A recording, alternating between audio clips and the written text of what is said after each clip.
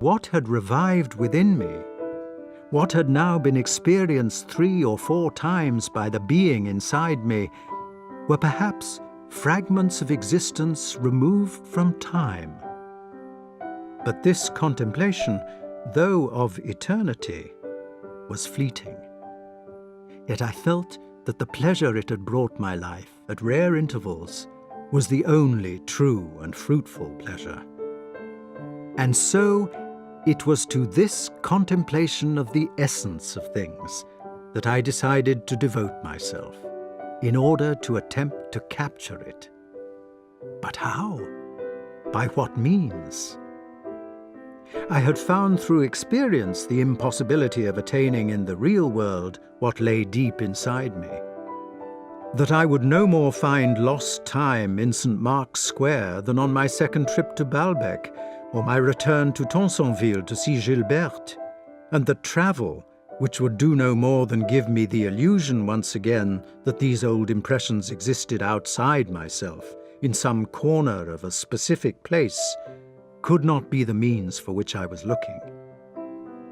The only way to experience them more fully was to try to know them more completely in the place where they existed, that is to say, in myself, to render them clear right down into their depths. I remembered with pleasure, because it showed that I had always been the same, and that I had found once more a fundamental trait in my character, but also with sadness, thinking that since then I had not progressed, that even long ago at Cambrai, I would fix my mind's full attention on some image at which I felt impelled to look: a cloud, a triangle, a steeple, a flower, a pebble.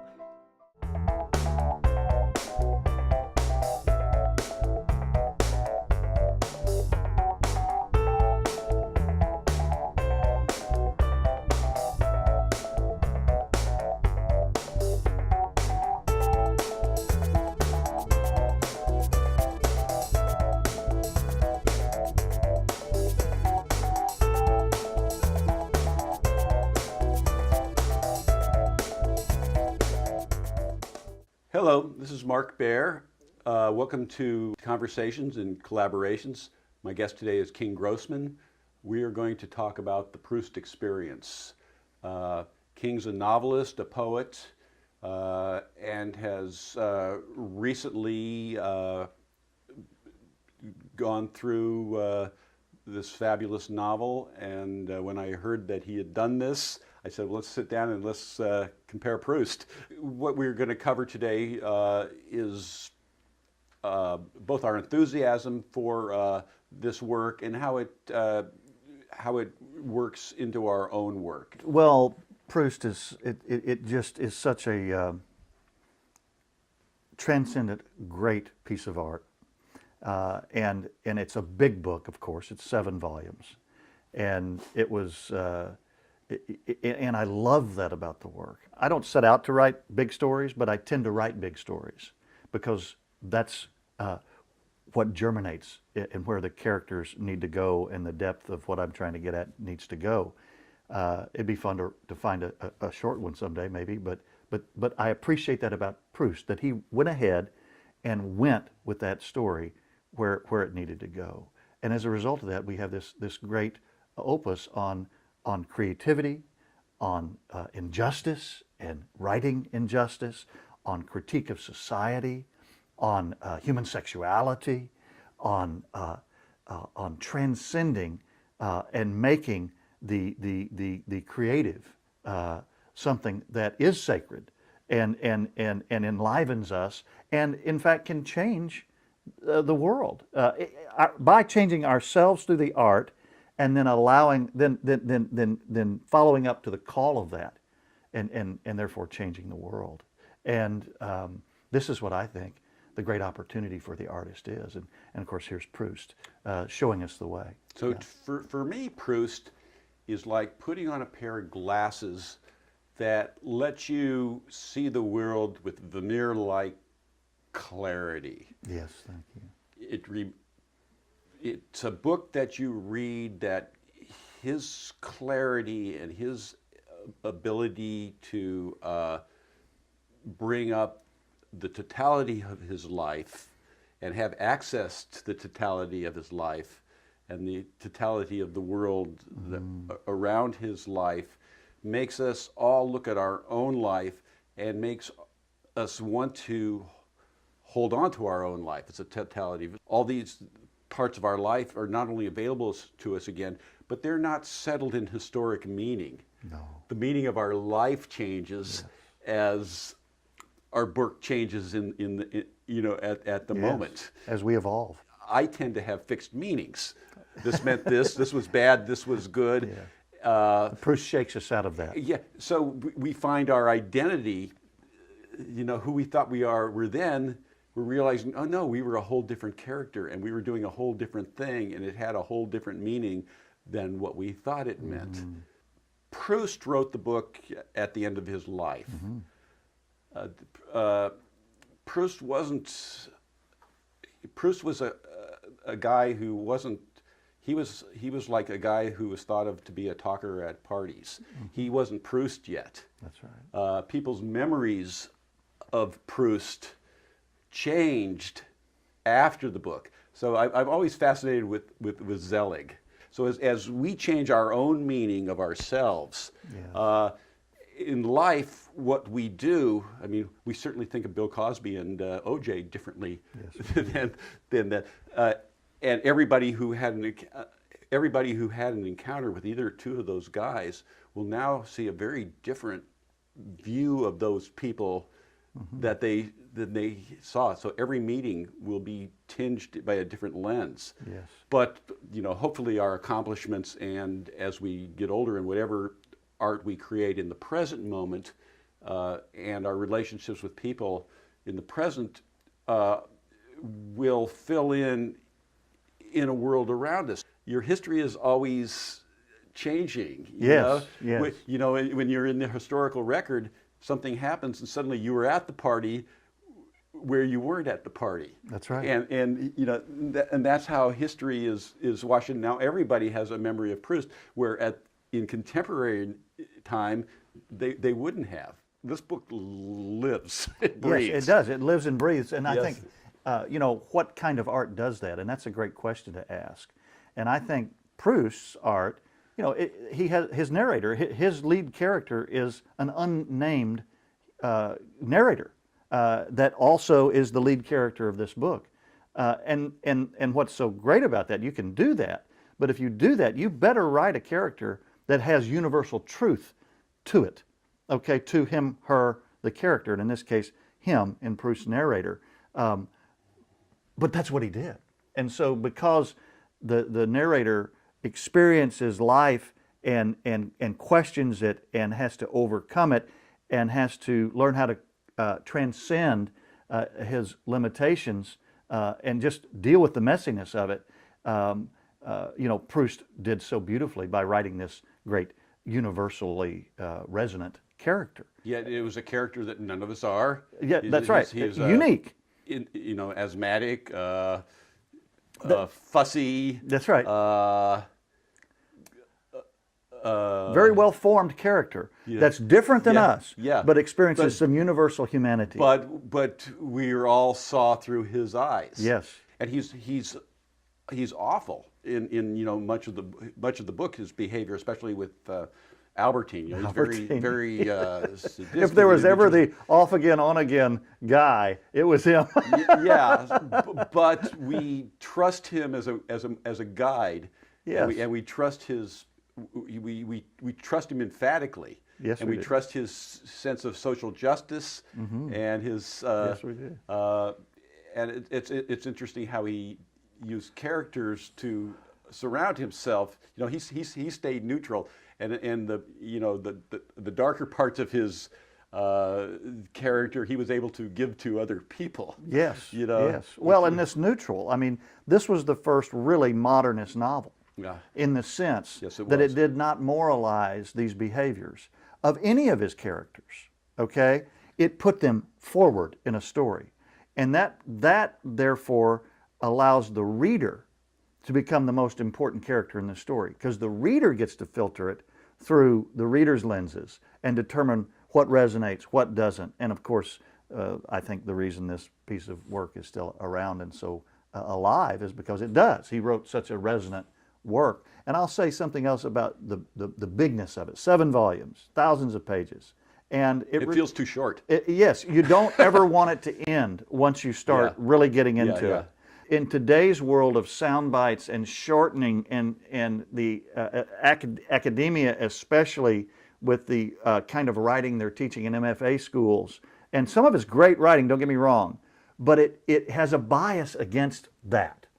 And what you get out of this great story that is unafraid to be big is that you have to invest more as a reader. You have to invest more. You have to show up for a more arduous journey. But through it, the richness of what comes forward out of the page, see, that you never can touch that in perhaps a shorter book. Now, there's some great short books. Catcher in the Rye is one of my most favorite of shorter novels. And Gatsby. And F. Scott Fitzgerald. It goes on. I'm not saying there aren't great ones. I'm saying there's a place right alongside that for the big novel. And it has to be lyrically written. It has to be universal, great characters that are continuing to take us to depths. But when they do, there's a great place for them too. And so I really celebrate that in Proust's writing. Maybe one, because I tend to be a magpie in mine, but I'm okay with that. And I guess my beef is that the Academy today tends to have a bias against that. So in publishing, though, again, the Goldfinch is a big book. Yes. The Bleeding Edge, Tom and Pynchon book is a big book. The last 2 Jonathan Franzen's books have been big books. That's right. City on Fire, again, a big book. Yes. So these voices do slip through. Now, is the big book becoming the norm again, or is this, I think because I'm interested in this discussion, I do keep up with kind of what's going on in the traditional literary world.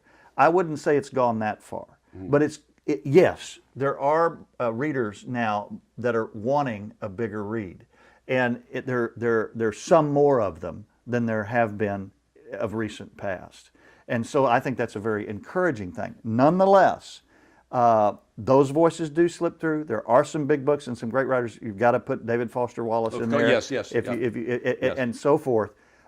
Nonetheless, there's still this huge bias against it, and so I'm very glad to see this happening. An aesthetic bias or a marketing bias?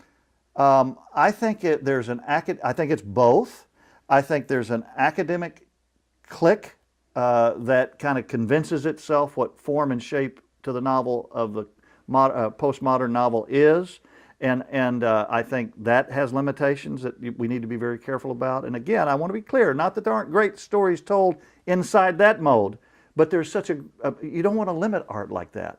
And so I think that's part of it. I think because we're in more of a soundbite, quicker, get to the point, quicker read, that marketing-wise and because fewer people are buying bound books, the publishing industry, hey, it costs them less money to produce the book. And so there are factors that play into it. But it's not all just marketing. It's also a kind of an academic clique to it. So we need to really celebrate a great read that you do not want to end. And what is a great book? When I was a younger guy, I used to think it might be that book I couldn't put down. I wanted to turn every page. Yeah. Okay, that's a good book. That's not a great book. That's interesting. A great book is when you start doing that and you get into it, and somewhere along the way you start turning the pages much slower. Or you start turning the pages back. Or you turn them back and reread. Yeah. Because you don't want the experience to end. It's so voluptuous, and certainly Proust is that. So the last time through, I had an interesting experience and a bit of a revelation. So I've gone through 3 times. And the third time I didn't read the first book. I started within the Budding Grove, and went through, and then at the end, then I went back to the beginning, Swan's Way, and what I found is that this book is perfectly circular. In other words, it just happens the way life happens. You're thrown into Swan's Way. There's not an introduction of Swan. There's not a description of anybody. The characters don't change. The voice doesn't change. Francois is never described. The meals, nothing is described. You're thrown into this world, and it's absolutely perfect. There is not a word out of place, and it's it's magnificent that way. We're going to take a short break, and I will be right back. Written on bone pages, words are red-tailed hawks, soaring toward a truth, to find in those high white spaces better hearts to my story, deeper, sadder, more joyous.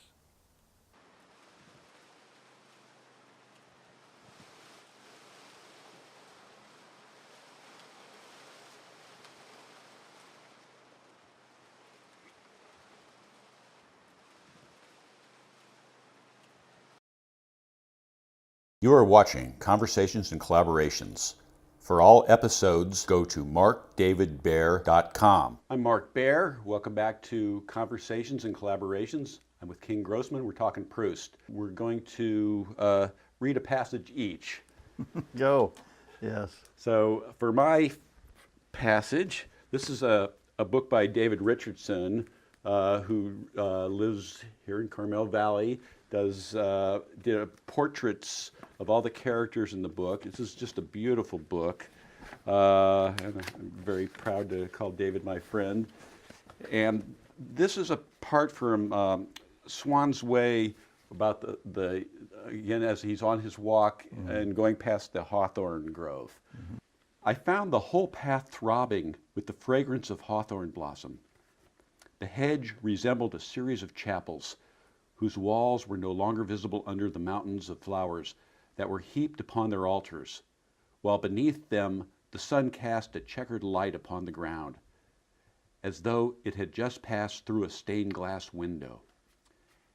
And their scent swept over me, as unctuous as circumscribed in its range, as though I had been standing before the Laity altar. So, the power of metaphor. Oh, it's and Proust's thing with metaphor is he hated a cliche. Yes. You know, his word thing. A metaphor had to be a metaphor for Proust was not a term of language. It was a way of seeing. Yes, that's right. And he had these. Turning nature into a chapel, turning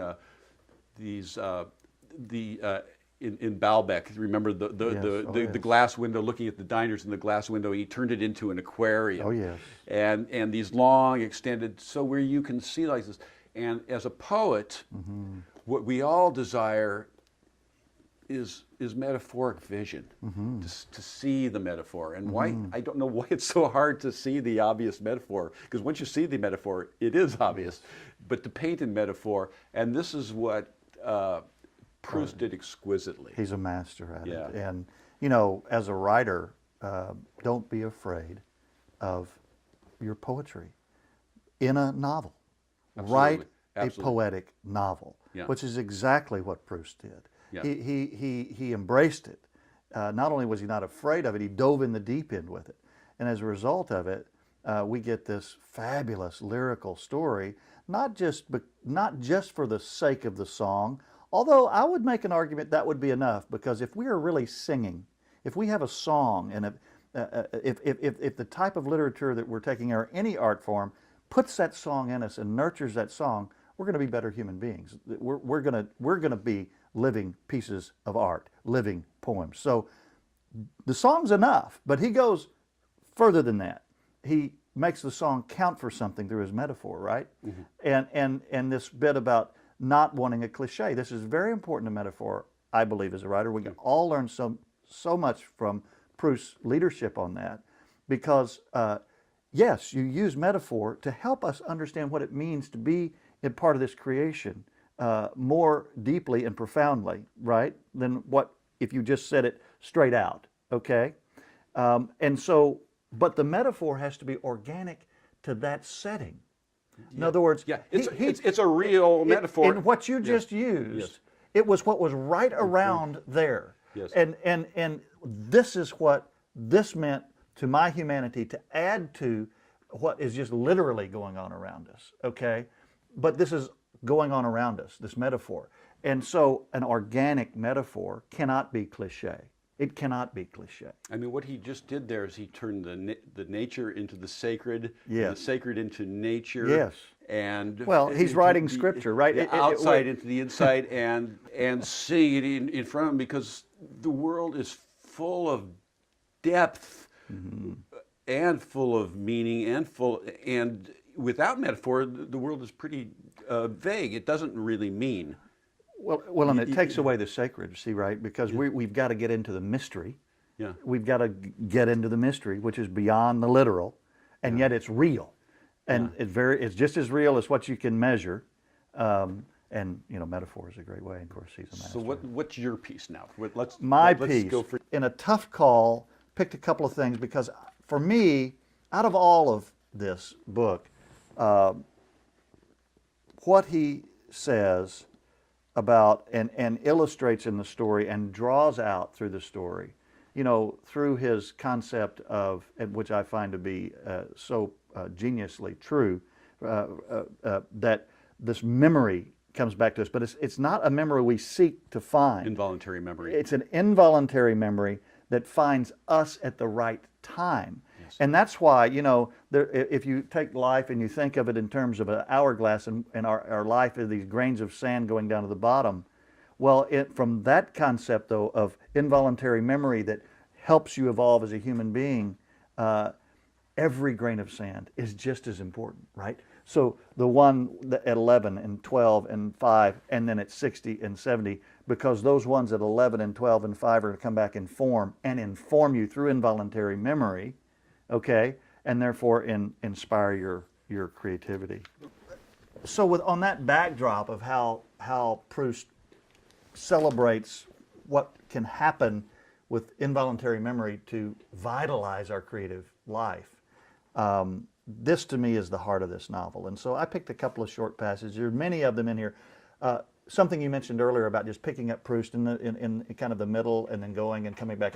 The beauty of Proust, I think, is you can read anywhere. And within 20 pages, he's going to get to something about this. You're going to say, wow. Yeah, about this. We're talking Yes, the whole heart of the novel. Every 20 pages, you're going to touch on it in a very important way. Anyhow, here's a couple that I chose with all that. The mind has landscapes which it is allowed to contemplate only for a certain space of time. In my life, I had been like a painter climbing a road high above a lake, a view of which is denied to him by a curtain of rocks and trees. Suddenly, through a gap in the curtain, he sees the lake. Its whole expanse is before him. He takes up his brushes. But already the night is at hand, the night which will put an end to his painting and which no dawn will follow. How could I not be anxious, seeing that nothing was yet begun, and that though on the ground of age I could still hope that I had some years to live, my hour might on the other hand strike almost at once. Boy, welcome to my world. Okay? And so he gets it. He's got to create. He's inspired to create. And by golly, he better get on the program. Yeah. So to follow on that, it was an egotism which could be put to work for the benefit of other people. No longer was I indifferent to my fate as I had been on those drives back from Revebel. I felt myself enhanced by this work which I bore within me as by something fragile and precious which had been entrusted to me and which I should have liked to deliver intact to the hands of those for whom it was intended, hands which were not my own, you see. Yeah. So to me, those are two great pieces that capture this idea of why, it's so important to live into that inspiration and create, to let that involuntary memory work in us and to trust it. And again, to save the big work for the third act. Let it be, yes. And the the fleetingness of time, the need to do it now, the urgency. And of course, he felt that every day. I mean, he was writing to the last day. I mean, in the beautiful world, you're like Picasso painting to the last day and vital to the last day. And you're Proust revising to the last day, vital to the last hour. In his last couple of years, he was, what I've read about him, is he was so ill that he didn't go out of the house during the days, and he wrote all night. And he would share a bit of that with some friends so he could edit and get feedback. But he was determined, too ill to get out of the house, to write all night and to keep his work going forward. He did that to the end. So anyway, one of the things that's important now is of today is the linkage of art and social justice is a very much part of it, and that and the social justice and the wrong in Proust's time was the Dreyfus affair. Yes. Alfred Dreyfus wrongly accused of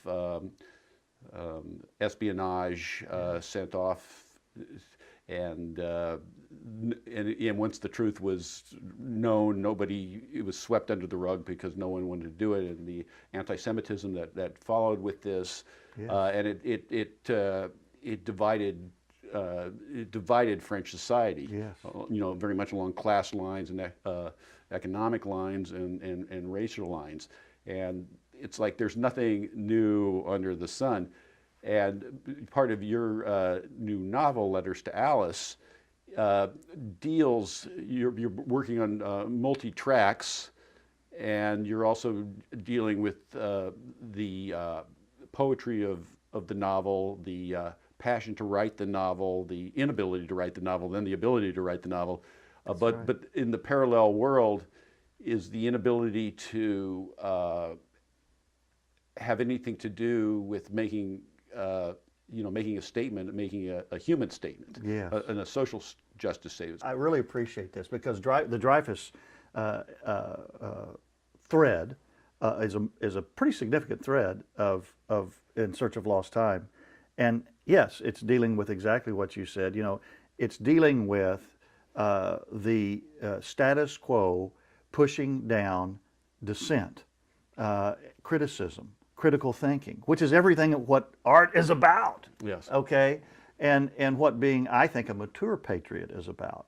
If we don't criticize power, power will rule us to its own benefit, not to those of the people. We see this around us today, Proust's time, etc. So I think the role of the artist in whatever format is to make people care enough to make this world a better place. I can read an academic writing about any subject you want to choose that's academically sound. All of the sample sizes and testing has been done. You can say this is credible, and we need that. That's very important. We can't go anywhere without science and academic rigor. But that alone, in my view, doesn't make people care enough to push through to the change. Art can take all that reality and put it in a creative form that can make people care enough to do something, because we are not afraid of dealing with the poetic. We're not afraid with dealing with the emotions. We need to bring those to bear in a way that turns our anger into loving action. I'm going to take a break right now. We'll be right back. I'm with King Grossman. See you in a second. I hope you've enjoyed this episode of Conversations and Collaborations. For all episodes, go to markdavidbear.com. See it now. Don't wait.